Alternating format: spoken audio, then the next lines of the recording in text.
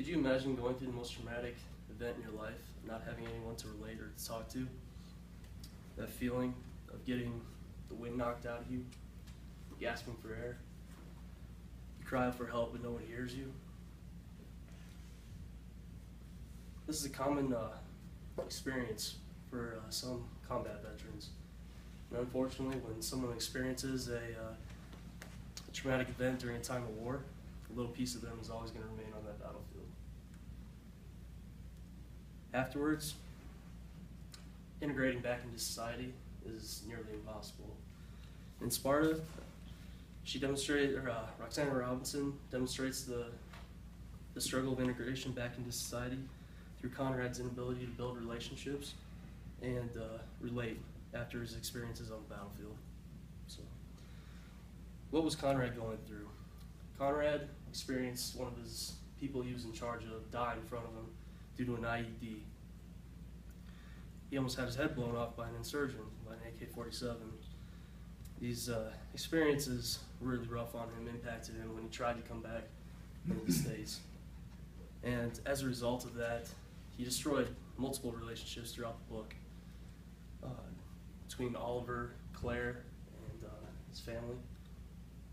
But one of the biggest reasons that Conrad was struggling with integrating back into society was because of his post-traumatic stress disorder. PTSD is seen in about 11 to 20 combat veterans out of every 100, and the symptoms include like high anxiety, flashbacks, nightmares, and physical reminders, and mood swings, which Conrad displayed a lot of. He felt immense anger very quickly over little things. And I think one of the biggest things that the reason why he was going through that is because he experienced a war that didn't have an end. His people were dying to IEDs. He couldn't put a face to their killer. So when he decided to come back, Conrad, he was still fighting that war. And one of the relationships that I decided to break down and look at was Jock and Conrad's relationship. Conrad, being a Marine Corps officer, he's generally responsible for people's lives. He's in charge.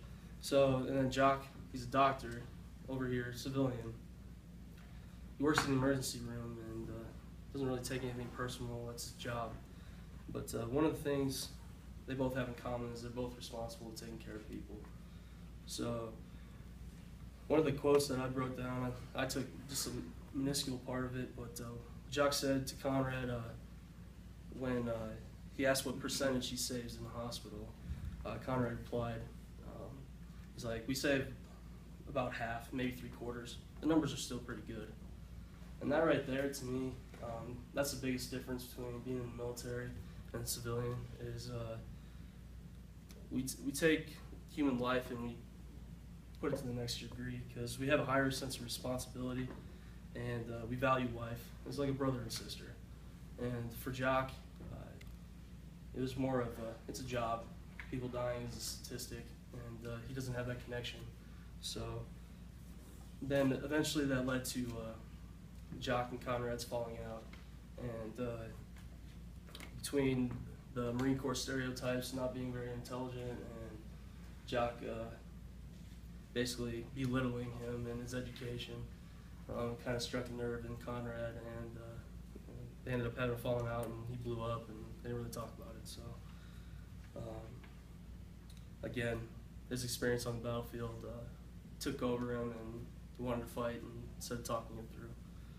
So in conclusion, Conrad is a war veteran with PTSD. He almost took his life because of his detachment from society. He couldn't communicate with his loved ones, so he destroyed plenty of relationships. His outlook in life is different than that of an average civilian's.